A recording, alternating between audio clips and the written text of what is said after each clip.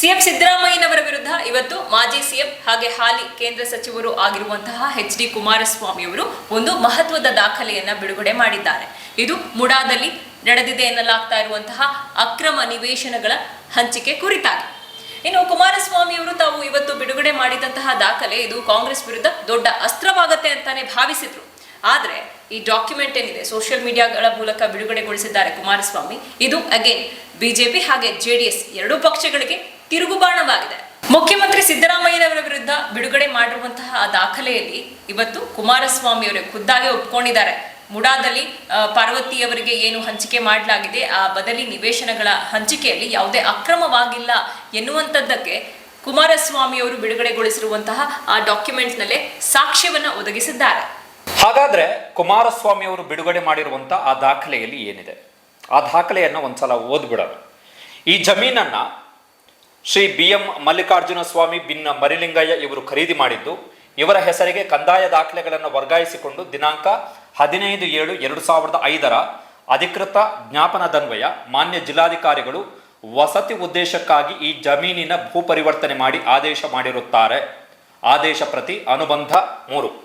ಮೈಸೂರು ನಗರಾಭಿವೃದ್ಧಿ ಪ್ರಾಧಿಕಾರ ಮೇಲ್ಕಂಡ ಜಮೀನನ್ನ ಸರ್ಕಾರವು ಭೂಸ್ವಾಧೀನ ನಡವಳಿಯಿಂದ ಕೈಬಿಡಲಾಗಿದ್ದರೂ ಕೂಡ ಆ ಜಮೀನನ್ನು ಅಭಿವೃದ್ಧಿಪಡಿಸುವ ಸಂದರ್ಭದಲ್ಲಿ ಮೇಲ್ಕಂಡ ಜಮೀನನ್ನು ಸಹ ಅಭಿವೃದ್ಧಿಪಡಿಸಿಕೊಂಡು, ಅಂದರೆ BM ಮಲ್ಲಿಕಾರ್ಜುನ ಸ್ವಾಮಿ ಅವರ ಹೆಸರಲ್ಲಿದ್ದ ಜಮೀನನ್ನು ಕೂಡ ಮೈಸೂರು ನಗರಾಭಿವೃದ್ಧಿ ಪ್ರಾಧಿಕಾರ ಅಭಿವೃದ್ಧಿಪಡಿಸಿಕೊಂಡು ಉದ್ಯಾನವನ, ರಸ್ತೆ ಮತ್ತು ನಿವೇಶನಗಳನ್ನು ರಚಿಸಿ ಫಲಾನುಭವಿಗಳಿಗೆ ನಿವೇಶನಗಳನ್ನು ವಿತರಣೆ ಮಾಡಲಾಗಿರುತ್ತದೆ.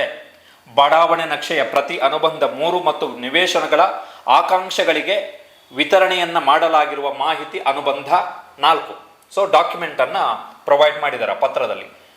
ಶ್ರೀ BM ಮಲ್ಲಿಕಾರ್ಜುನ ಸ್ವಾಮಿ ಇವರಿಂದ ಪರಿವರ್ತನೆಯಾದ 3 ಎಕರೆ 16 ಗುಂಟೆ ಜಮೀನನ್ನ ಖರೀದಿಸಿರುವ ಶ್ರೀಮತಿ ಪಾರ್ವತಿ ವಿಜಯನಗರ ವಾಸಿ ಬೆಂಗಳೂರು ಇವರು ದಿನಾಂಕ 23/2014 ಮನವಿ ಸಲ್ಲಿಸಿ ತಮಗೆ ಸೇರಿದ ಜಮೀನಲ್ಲಿ ಪ್ರಾಧಿಕಾರ ಈಗಾಗಲೇ ಬಡಾವಣೆ ರಚಿಸಿ ನಿವೇಶನಗಳನ್ನು ಹಂಚಲಾಗಿದೆ ಮತ್ತು ಉದ್ಯಾನವನ ಮತ್ತು ರಸ್ತೆಯನ್ನು ನಿರ್ಮಿಸಿರುವುದರಿಂದ ತಮ್ಮ ಜಮೀನಿನ ಬದಲಿಗೆ ಅಷ್ಟೇ ವಿಸ್ತೀರ್ಣದ ಜಮೀನನ್ನು ಪ್ರಾಧಿಕಾರದ ಸಮಾನಾಂತರದ ಬಡಾವಣೆಯಲ್ಲಿ ನೀಡುವಂತೆ ಕೋರಿರುತ್ತಾರೆ.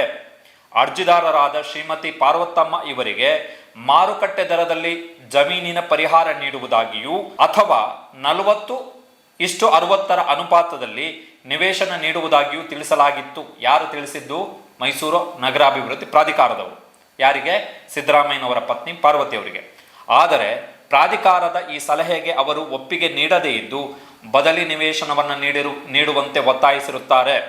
ಮೇಲ್ಕಂಡ ಪ್ರಕರಣದಲ್ಲಿ ಪ್ರಾಧಿಕಾರವು ದೇವನೂರು 3ನೇ ಹಂತದ ಬಡಾವಣೆ ನಿರ್ಮಿಸುವ ಸಂದರ್ಭದಲ್ಲಿ ಸರ್ಕಾರ ಕೈಬಿಟ್ಟಿರುವ ಕೆಸರೆ ಗ್ರಾಮದ ಸರ್ವೆ ನಂಬರ್ 464ರಲ್ಲಿ 3 ಗುಂಟೆ 16 ಎಕರೆ ಜಮೀನನ್ನು ಪ್ರಾಧಿಕಾರವು ಅಭಿವೃದ್ಧಿಪಡಿಸಿಕೊಂಡಿರುವುದರಿಂದ ಭೂಮಾಲೀಕರ ಕೋರಿಕೆಯನ್ನು ಪರಿಗಣಿಸುವ ವಿಚಾರದಲ್ಲಿ ಪ್ರಾಧಿಕಾರದ ಸಭೆಯಲ್ಲಿ ಚರ್ಚಿಸಿ ತೀರ್ಮಾನ ತೆಗೆದುಕೊಳ್ಳುವ ಸಂಬಂಧ ವಿಷಯವನ್ನ ಸಭೆಗೆ ಮಂಡಿಸಲಾಗಿತ್ತು. ಇದು ಇವತ್ತು ಮಾಜಿ ಮುಖ್ಯಮಂತ್ರಿ ಎಚ್.ಡಿ. ಕುಮಾರಸ್ವಾಮಿ ಅವರು ಹಂಚಿಕೊಂಡಿರುವಂತಹ ಮೂಢ ದಾಖಲೆ. ಸೊ ಕುಮಾರಸ್ವಾಮಿ ಅವರೇ ಹಂಚಿಕೊಂಡಿರುವಂತಹ ಈ ಮೂಢಾದ ಅಧಿಕೃತ ದಾಖಲೆಯ ಪ್ರಕಾರ ಅದನ್ನ ವಿಶ್ಲೇಷಣಾತ್ಮಕವಾಗಿ ನೋಡೋದಾದ್ರೆ ಮುಖ್ಯಮಂತ್ರಿ ಸಿದ್ದರಾಮಯ್ಯನವರ ಪತ್ನಿ ಪಾರ್ವತಿಯವರ ಸಹೋದರ ಮಲ್ಲಿಕಾರ್ಜುನಯ್ಯ ಏನಿದ್ದಾರೆ ಅವರು ಖರೀದಿ ಮಾಡಿದಂತಹ ಭೂಮಿಯನ್ನ ಮೈಸೂರು ನಗರಾಭಿವೃದ್ಧಿ ಪ್ರಾಧಿಕಾರ ಅಂದ್ರೆ ಮುಢಾ ಭೂಸ್ವಾಧೀನವನ್ನ ಮಾಡಿರ್ಲಿಲ್ಲ, ಭೂಸ್ವಾಧೀನ ಪ್ರಕ್ರಿಯೆಯಿಂದ ಕೈಬಿಟ್ಟಿತ್ತು. ಇದು ಮೊದಲನೇ ಪಾಯಿಂಟ್. ಹಾಗೆ ಎರಡನೇ ಪಾಯಿಂಟ್, ದೇವನೂರು 3ನೇ ಹಂತದ ಬಡಾವಣೆ ಅಭಿವೃದ್ಧಿ ಪಡಿಸುವಂತಹ ವೇಳೆ ಮುಖ್ಯಮಂತ್ರಿ ಸಿದ್ದರಾಮಯ್ಯನವರ ಪತ್ನಿ ಪಾರ್ವತಿಯವರ ಹೆಸರಲ್ಲಿದ್ದಂತಹ ಆ 3 ಎಕರೆ 16 ಗುಂಟೆ ಜಾಗವನ್ನ ಮೈಸೂರು ನಗರಾಭಿವೃದ್ಧಿ ಪ್ರಾಧಿಕಾರ ಅನುಮತಿ ಇಲ್ಲದೆ ಬಳಸಿಕೊಂಡು ಬಡಾವಣೆಯಾಗಿ ಅಭಿವೃದ್ಧಿ ಪಡಿಸಿತ್ತು. ಜೊತೆಗೆ ಆ ಬಡಾವಣೆಗಳಲ್ಲಿ ನಿರ್ಮಾಣವಾಗಿದ್ದಂತಹ ಸೈಟ್ಗಳನ್ನ ಫಲಾನುಭವಿಗಳಿಗೆ ಹಂಚಿಕೆಯನ್ನು ಕೂಡ ಮಾಡಲಾಗಿದೆ. ಅಂದ್ರೆ ಆ 3 ಎಕರೆ 16 ಗುಂಟೆ ಜಾಗ ಏನಿತ್ತು ಪಾರ್ವತಿಯವರ ಹೆಸರಲ್ಲಿ, ಅದನ್ನ ಪಾರ್ವತಿಯವರ ಅನುಮತಿನೇ ಇಲ್ಲದೆ ಮುಢಾ ಏನ್ ಮಾಡಿತ್ತು, ಅದನ್ನ ಲೇಔಟ್ ಆಗಿ ಕನ್ವರ್ಟ್ ಮಾಡಿ ಅದನ್ನ ಫಲಾನುಭವಿಗಳಿಗೆ ಹಂಚಿಕೆ ಮಾಡಿತ್ತು ಕೂಡ. ಇದು ಎರಡನೇ ಪಾಯಿಂಟ್. ಮೂರನೇ ಪಾಯಿಂಟ್, 2010ರಲ್ಲಿ ತಮ್ಮ ಸಹೋದರನಿಂದ ದಾನದ ರೂಪದಲ್ಲಿ ಸಿಕ್ಕಂತಹ ಆ 3 ಎಕರೆ 16 ಗುಂಟೆ ಭೂಮಿಯನ್ನ ಮುಢಾ ಸ್ವಾಧೀನಪಡಿಸಿಕೊಳ್ಳದೆ ಅಕ್ರಮವಾಗಿ ಬಡಾವಣೆ ನಿರ್ಮಿಸಿದ ಹಿನ್ನೆಲೆಯಲ್ಲಿ ಮಾರ್ಚ್ 23, 2014ರಲ್ಲಿ ಪಾರ್ವತಿಯವರು ಮುಢಾಕ್ಕೆ ಒಂದು ಪತ್ರ ಬರೀತಾರೆ. ಅಂದ್ರೆ ಮುಢಾ ಯಾವಾಗ ಪಾರ್ವತಿಯವರ ಅನುಮತಿ ಇಲ್ಲದೆ ಈ ಲೇಔಟ್ಸ್ ಅನ್ನ ಡೆವಲಪ್ ಮಾಡಿ ಫಲಾನುಭವಿಗಳಿಗೆ ಹಂಚಿಕೆ ಮಾಡಿತ್ತು, ಆಗ ಪಾರ್ವತಿಯವರು ಒಂದು ಪತ್ರವನ್ನ ಬರೀತಾರೆ. ಇನ್ನು ಅನುಮತಿ ಇಲ್ಲದೆ ಹಾಗೆ ಸ್ವಾಧೀನಪಡಿಸಿಕೊಳ್ಳದೆ ಬಡಾವಣೆಗೆ ಅಂತ ಬಳಸಿಕೊಂಡಿದ್ದಂತಹ ಆ 3 ಎಕರೆ 16 ಗುಂಟೆ ಜಮೀನಿಗೆ ಪರ್ಯಾಯವಾಗಿ ಸಮಾನಾಂತರ ಬಡಾವಣೆಯಲ್ಲಿ ಅಷ್ಟೇ ವಿಸ್ತೀರ್ಣದ ಜಮೀನನ್ನ ನೀಡುವಂತೆ 2014ರಲ್ಲಿ ಮಾರ್ಚ್ 3ರಂದು ಮುಢಾಕ್ಕೆ ಬರೆದಂತಹ ಪತ್ರದಲ್ಲಿ ಸಿದ್ದರಾಮಯ್ಯನವರ ಪತ್ನಿ ಪಾರ್ವತಿಯವರು ಮನವಿಯನ್ನ ಮಾಡ್ಕೊಳ್ತಾರೆ. ನನಗೆ ಎಷ್ಟು ಜಮೀನನ್ನ ನೀವು ಅಕ್ವೈರ್ ಮಾಡ್ಕೊಂಡಿದ್ದೀರಿ, ಅದೇ ರೀತಿ ಏನು ಮುಢಾ ಲೇಔಟ್ಸ್ ಏನಿದೆ ಅದಕ್ಕೆ ಸಮಾನಾಂತರವಾಗಿರುವಂತಹ ಏರಿಯಾದಲ್ಲೇ ನನಗೆ ಇಷ್ಟೇ ವಿಸ್ತೀರ್ಣದ ಜಾಗ ಬೇಕು ಎನ್ನುವಂತಹ ಮನವಿ ಪತ್ರವನ್ನ ಮುಢಾಕ್ಕೆ ಬರೀತಾರೆ ಪಾರ್ವತಿಯವರು. ಹಾಗೆ ಮುಖ್ಯಮಂತ್ರಿಯಾಗಿದ್ದಂತಹ ಸಿದ್ದರಾಮಯ್ಯನವರ ಪತ್ನಿ ಪಾರ್ವತಿಯವರಿಗೆ ಜಮೀನಿನ ಮಾರುಕಟ್ಟೆ ದರ ಅಂದ್ರೆ ಮಾರ್ಕೆಟ್ ರೇಟ್ ಏನಿದೆ ಆ ದರ ಅಥವಾ 40:60 ರೇಷಿಯೋ ಅನುಪಾತದಲ್ಲಿ ನಿವೇಶನ ಹಂಚಿಕೆ ಮಾಡೋದಕ್ಕೆ ಕೂಡ ಮುಢಾ ಒಪ್ಕೊಂಡಿತ್ತು. ಅಂದ್ರೆ ಆ 3 ಎಕರೆ 14 ಗುಂಟೆ ಜಾಗ ಏನಿದೆ ಅದಕ್ಕೆ ಇವತ್ತಿನ ಮಾರ್ಕೆಟ್ ರೇಟ್ ಅಲ್ಲಿ ನಾವು ನಿಮ್ಗೆ ಹಣವನ್ನ ಪಾವತಿ ಮಾಡ್ತೀವಿ, ಅಥವಾ ನಾವು ಡೆವಲಪ್ ಮಾಡುವಂತಹ ಲೇಔಟ್ಸ್ ನಲ್ಲಿ ನಿಮ್ಮ ಜಾಗದಲ್ಲಿ ಎಷ್ಟು ಸೈಟ್ಸ್ ಬರುತ್ತೋ ಅದರಲ್ಲಿ 40:60 ರೇಷಿಯೋದಲ್ಲಿ ನಿಮಗೆ ನಾವು ಹಂಚಿಕೆ ಮಾಡ್ತೀವಿ. ಅಂದ್ರೆ 40% ಅಷ್ಟು ಏನು ಜಾಗ ಇದೆ ಅದು ನಿಮಗೆ ಕೊಡ್ತೀವಿ, ಹಾಗೆ 60% ಸೈಟು ನಮಗೆ ಎನ್ನುವಂತಹ ಪತ್ರವನ್ನು ರಿಪ್ಲೈಯನ್ನು ಕೂಡ ಪಾರ್ವತಿಯವರಿಗೆ ಬರೆದಿತ್ತು ಮುಢಾ ಮಂಡಳಿ. ಆದರೆ ಮುಢಾದ ಆ ಪ್ರಸ್ತಾಪದ ಬಗ್ಗೆ ಮುಖ್ಯಮಂತ್ರಿ ಸಿದ್ದರಾಮಯ್ಯನವರ ಪತ್ನಿ ಒಪ್ಪಿಗೆಯನ್ನ ಕೊಡಲಿಲ್ಲ. ಬದಲಿ ನಿವೇಶನವನ್ನ ಕೊಡುವಂತೆ ಆಗ್ರಹವನ್ನ ಮಾಡಿದ್ರು. ಆ ಬಗ್ಗೆ ಪ್ರಾಧಿಕಾರದ ಸಭೆಯಲ್ಲಿ ಈ ವಿಷಯ ಕೂಡ ಚರ್ಚೆಯಾಗಿತ್ತು. ಕುಮಾರಸ್ವಾಮಿ ಅವರು ಇವತ್ತು ಟ್ವೀಟ್ ಅನ್ನು ಮಾಡಿದ್ದಾರೆ. ಟ್ವೀಟ್ ಮಾಡಿ ಅದಕ್ಕೊಂದು ಟಿಪ್ಪಣಿಯನ್ನು ಬರೆದಿದ್ದಾರೆ. ಮೂಡಾದ ದಾಖಲೆಯನ್ನ ಹಂಚಿಕೊಂಡಿರುವಂತಹ ಕುಮಾರಸ್ವಾಮಿ ಅವರು ಇವತ್ತು ಟಿಪ್ಪಣಿಯನ್ನ ಬರೆದಿದ್ದಾರೆ.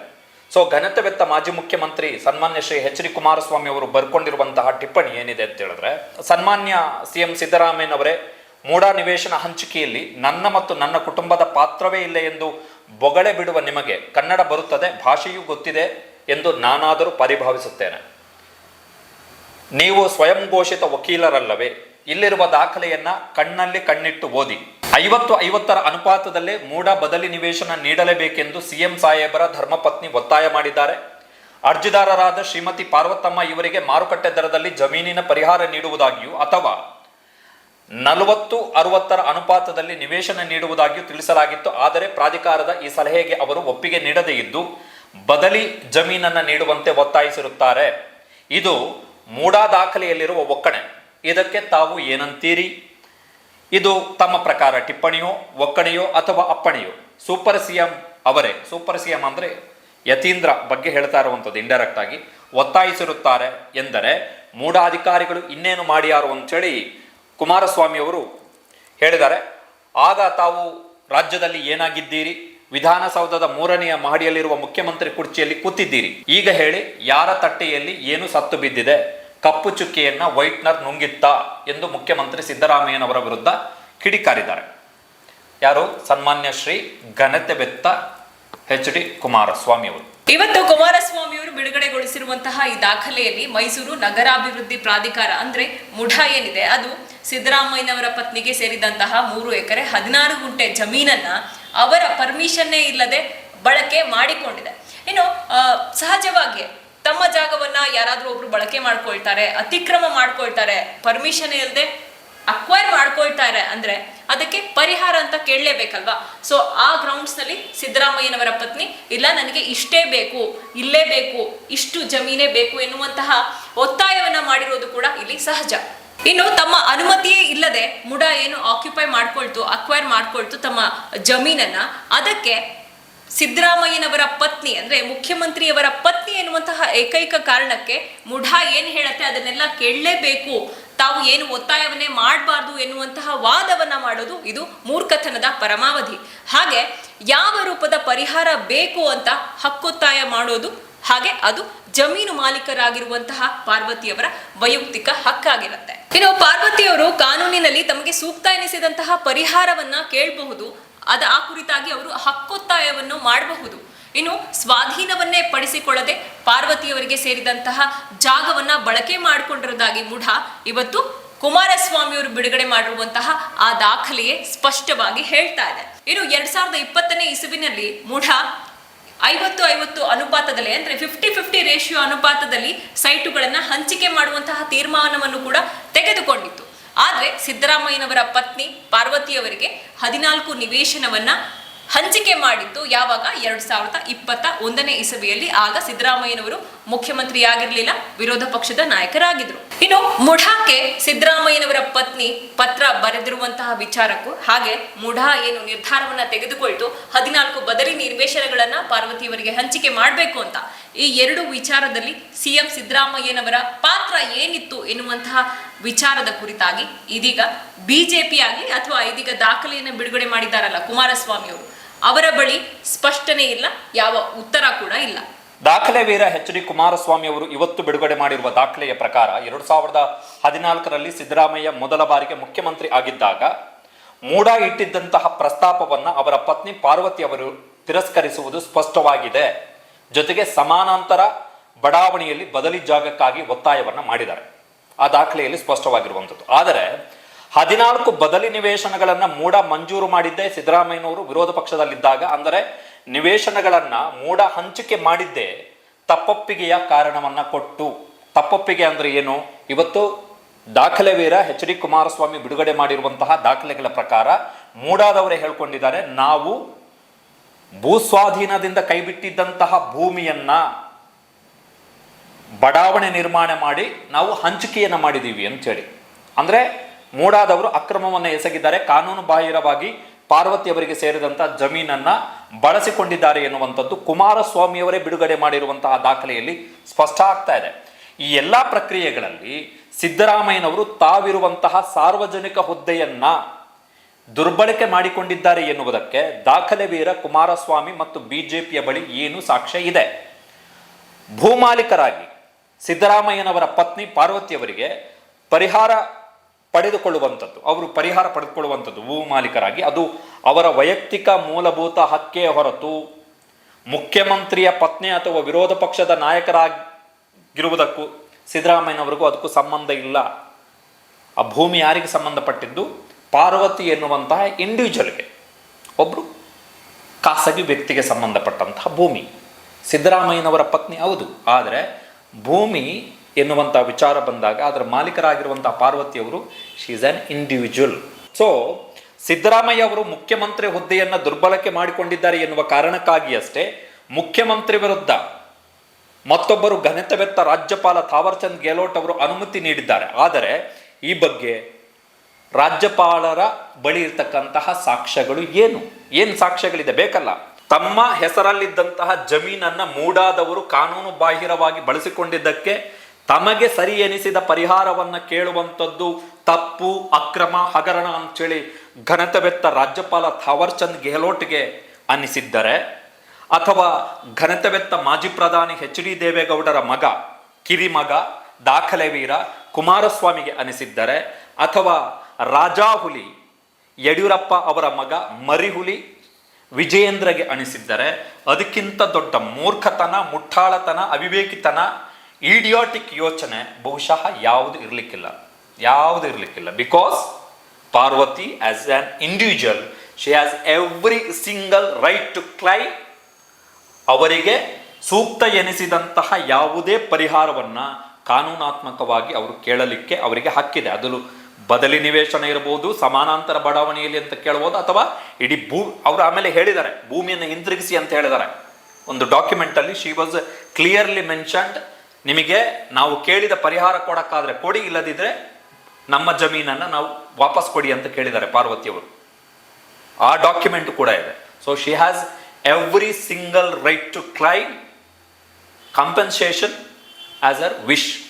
ಆಕೆಗೆ ಕಾನೂನಿನಲ್ಲಿ ಏನು ಸರಿ ಅಂತ ಅನಿಸಿದೆ ಅದರ ಅಡಿಯಲ್ಲಿ ಅವರಿಗೆ ಕೇಳಲಿಕ್ಕೆ ಹಕ್ಕಿದೆ. ಸೊ ಕುಮಾರಸ್ವಾಮಿ ಅವರು ಇವತ್ತು ಬಿಡುಗಡೆ ಮಾಡಿರುವಂಥ ದಾಖಲೆಯ ಸಾರಾಂಶ ಇಷ್ಟೇ. ಮೂಡಾದವರು ಕಾನೂನು ಬಾಹಿರವಾಗಿ ಪಾರ್ವತಿಯವರಿಗೆ ಸೇರಿದಂಥ ಜಮೀನನ್ನ ಅಕ್ವೈರ್ ಮಾಡ್ಕೊಂಡಿದ್ದಾರೆ, ಅಲ್ಲಿ ಬಡಾವಣೆಯನ್ನು ನಿರ್ಮಿಸಿ ಅಲ್ಲಿ ಫಲಾನುಭವಿಗಳಿಗೆ ಅದನ್ನು ಹಂಚಿದ್ದಾರೆ. ಅದಕ್ಕೋಸ್ಕರ ಪಾರ್ವತಿಯವರು ಪರಿಹಾರಕ್ಕಾಗಿ ಹೋರಾಟವನ್ನು ಮಾಡಿದ್ದಾರೆ. ನಥಿಂಗ್, ಇಷ್ಟೇ. ಸೊ ನನ್ನ ಪ್ರಕಾರ ಕುಮಾರಸ್ವಾಮಿ ಅವರು ಈ ಕೇಸ್ನಲ್ಲಿ ಈ ದಾಖಲೆಯನ್ನು ಬಿಡುಗಡೆ ಮಾಡುವುದರ ಮುಖಾಂತರ ಮುಖ್ಯಮಂತ್ರಿ ಸಿದ್ದರಾಮಯ್ಯನವರಿಗೆ ಕ್ಲೀನ್ ಚಿಟ್ ಕೊಟ್ಟಿದ್ದಾರೆ. Clean chit. ಸೊ ಈ ದಾಖಲೆಯನ್ನು ಹೈಕೋರ್ಟ್ನಲ್ಲಿ ಸಿದ್ದರಾಮಯ್ಯನವರ ಪರ ವಕೀಲರು ಸಬ್ಮಿಟ್ ಮಾಡ್ಬೋದು.